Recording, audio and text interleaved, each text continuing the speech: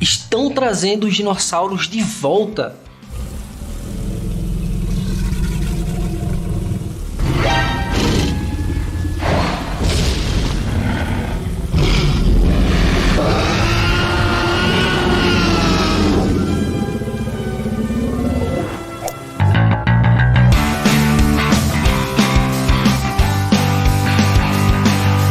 Olá, meu nome é Robson Cavalcante e hoje nós vamos falar sobre um tema bastante interessante. Há 28 anos atrás, os dinossauros foram trazidos de volta à sua tela para que a gente tivesse uma das grandes franquias associadas ao cinema, o Jurassic Park. Em 1993 foi um grande sucesso e trouxe à luz uma série de novas tecnologias que nós só veríamos ou faria parte do nosso dia a dia muitos anos depois, como a tela touchscreen, interfaces gráficas dentro da computação, a clonagem e também a engenharia genética. Tudo isso estava relacionado ao boom tecnológico daquela época, muito anterior ao momento que nós tivemos contato com essas tecnologias. E aí entra essa matéria que está na tela. Elon Musk, um dos cofundadores da Neuralink, uma empresa americana associada com a vanguarda científica, disse em uma entrevista que já é possível a existência de um parque dos dinossauros e que basta somente a vontade para que isso aconteça. Essa afirmação ela vem acompanhada bem proximamente de uma premiação do Prêmio Nobel, em que você tem a descoberta da enzima chamada CRISPR-Cas9, uma enzima bacteriana associada com a defesa contra agentes patogênicos internos, como por exemplo os vírus, que é uma enzima de restrição, que por definição ela é capaz de realizar cortes no DNA. Chamamos ela, portanto, de tesoura molecular. O diferencial dessa enzima se dá porque, além dela conseguir associar diretamente a um trecho do DNA viral, ela também pode adicionar um trecho de DNA em determinadas condições. Isso possibilita que essa enzima realize um corte molecular em um gene alvo, podendo inativá-lo ou até mesmo adicionar no lugar desse gene um trecho de DNA. Isso nos permite um novo grau de edição do DNA, que antigamente era realizado ao acaso, em que você colocaria embriões de animais em um determinado ambiente, adicionaria essas enzimas de restrição para causar lesões no DNA e trechos de genes alvos que nós desejamos. A full DNA strain contains 3 billion genetic codes. It's full of holes. Now that's where our geneticists take over. We use the complete DNA of a frog to fill in the holes and complete the code. Então quero que você perceba a quantidade de esforço, de tempo que os pesquisadores precisavam para adquirir esse grau bem simples até de edição de DNA. Hoje em dia a gente consegue colocar esses trechos alvos com muita acurácia em pouco tempo. É aí que entra a possibilidade real da realização de um parque dos dinossauros. Para que eu consiga trazer de volta um animal extinto, eu devo considerar certos fatores. O primeiro deles é que um animal tão antigo e extinto é muito difícil que exista o seu DNA intacto. A boa parte desses animais, o registro deles está associado aos ossos. E mesmo assim são ossos fossilizados, que muitas vezes passou por uma etapa chamada de permineralização, ou seja, toda a sua matriz óssea foi substituída por rocha. Então aquilo nada mais é do que uma figura que nós conseguimos ver gravada na rocha. E é aí que entra o X da questão. O DNA dos animais que nós conseguimos encontrar e codificar, ele está fragmentado, o que significa que ele possui gaps, lacunas, que foram perdidas ao longo do tempo. Em 1993, quando lançaram o livro, eles já sabiam desse problema. E eles sabiam que tinham que solucionar isso de um ponto de vista narrativo para que o filme desse certo e fosse tão aclamado, inclusive pela comunidade científica. Por isso que ele soluciona esses gaps com a introdução de trechos de DNA associados com animais modernos. Nesse caso, eles vão utilizar o DNA do sapo para tentar explicar. No entanto, isso tem muito mais a ver com a narrativa do filme, por considerar que alguns sapos eles conseguem mudar de sexo mediante a necessidade do ambiente, do que propriamente com a proximidade evolutiva. Se fôssemos considerar realmente o desenvolvimento de um parque dos dinossauros, trazer esses animais extintos à vida, nós devíamos considerar os genes daqueles animais mais próximos evolutivamente. No caso, a gente estaria falando das aves. No livro e no filme, eles falam que os dinossauros eles têm parentesco evolutivo com as aves de rapina. O nome do Velociraptor é Raptor, que significa ave de rapina. Esses animais, eles eram provavelmente muito mais semelhantes às aves, possivelmente com a existência de penas e colorações vivas, do que propriamente parecido com aquilo que a gente vê no filme, que está muito mais associado com a ideia de fazer você ter medo, do que propriamente vislumbrar a beleza dele. E um assunto pertinente associado ao que acabamos de falar é uma questão bem interessante que caiu no Enem, e essa questão ela fala exatamente sobre a CRISPR-Cas9 que a gente pode trabalhar agora. Olha aí na tela. Uma nova tecnologia de edição de genes se utiliza de uma enzima bacteriana chamada CRISPR-Cas9. É a mais nova chance de extrair do genoma humano genes indesejáveis ou defeituosos. Analise o funcionamento da técnica ilustrado abaixo. Então aqui na imagem nós temos uma célula, dentro do núcleo da célula nós temos os cromossomos.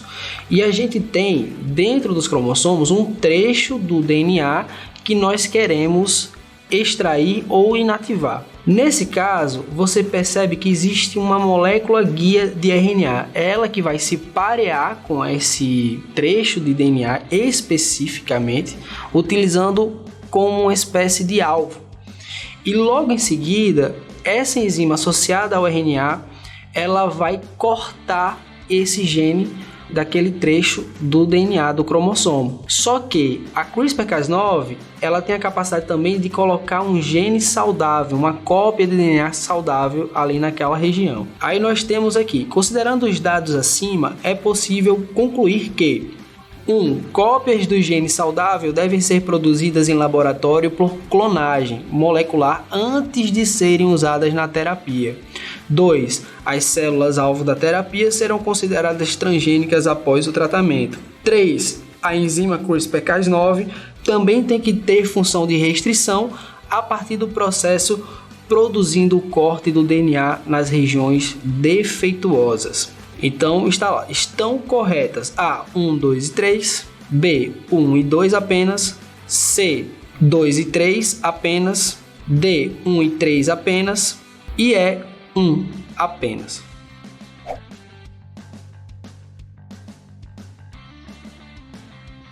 E aí, gente, tudo bem com vocês? Tivemos um probleminha no áudio que só foi percebido na hora da edição. Quando nós estamos falando sobre essa resposta, a gente deve considerar os 3 itens, tá? O primeiro item, ele dá a entender que você precisa fazer um clone de um trecho de DNA que você deseja e aí você multiplica esse trecho de DNA. O nome dessa técnica é PCR, é amplamente utilizada em qualquer tipo de laboratório que trabalhe com DNA, tá certo? E toda vida que eu quero fazer um trabalho de edição de DNA, eu necessito trabalhar com esse tipo de perspectiva, com esse tipo de técnica. Ponto. Massa, tá correto. O segundo ponto, o segundo item, o segundo trecho, ele vai falar sobre a questão dos transgênicos. A lei brasileira ela define como transgênico todo organismo modificado geneticamente por indivíduo. Não é tão claro assim, mas a gente considera que é dessa forma, que é aquele organismo modificado geneticamente em que você não tem uma correlação por recombinação. Por exemplo, são indivíduos de diferentes espécies. Vou dar um exemplo bem esdrúxulo aqui. A gente consegue fazer, por exemplo, com que bactérias produzam insulina humana. Tá? O que eu faço? Eu injeto um gene humano dentro da bactéria, ela assimila e começa a produzir insulina. Ponto, massa, isso é um transgênico. Agora, no caso da questão, ele retira um gene defeituoso e adiciona um gene saudável, ou seja, da mesma espécie, que poderia ser alcançado por meio da recombinação, concorda? Recombinação genética natural por meio lá da união dos fatores. Tá errado, então, esse item, porque ele coloca como sendo transgênico, não seria um transgênico, seria um OGM, tá? Um organismo geneticamente modificado. No terceiro item, ele fala sobre a questão da capacidade dessa enzima de ser uma enzima de restrição, de ser uma tesoura molecular. Sim, a CRISPR-Cas9 ela tem essa função, tanto de cortar um determinado gene, inativar um gene-alvo com muita acurácia, mas também tem uma função muito importante, que é a de injetar um gene naquele local, fazendo com que a gente consiga modificar com muita acurácia geneticamente um organismo. Nesse caso, o item correto é o item C. 1 e 3 estão corretas. Beleza? Valeu! Na franquia como um todo, eles abordam a ideia de que a empresa que está trazendo de volta esses animais extintos, ela tem certos trabalhos obscuros e faz isso em segredo, compilando todos os dados conhecidos da época para desenvolver uma metodologia capaz de fazer esses animais retornarem à vida e utilizá-los em um grande parque zoológico do período Jurássico. Mas não necessariamente todos esses animais eram do período Jurássico, alguns deles são do período Cretáceo, outros Triássico. No entanto, a gente precisa compreender esses aspectos como algo antiético. Nós temos uma tecnologia que ela é capaz de acabar com a fome, de fazer com que a gente consiga curar as doenças, preveni-las ainda durante o nascimento. A gente tem infinitas possibilidades farmacológicas, a produção de proteínas, de hormônios e tudo mais via das bactérias. Então veja que essas possibilidades elas são infinitas, e esse empreendimento ele foi algo feito somente pelo lucro, fazendo com que nós retornássemos um grupamento de espécies já há muito tempo extintos, sem nem mesmo pensar ou considerar o retorno de espécies que nós seres humanos recentemente extinguimos. Os nossos esforços eles devem estar muito mais relacionados com os danos ambientais, os danos sociais e econômicos atuais, do que pensar em fazer esses animais retornarem à vida. Essa é uma questão ética muito importante. E aí eu deixo a pergunta para vocês. Será Elon Musk o novo John Hammond do Jurassic Park? Jurassic Park.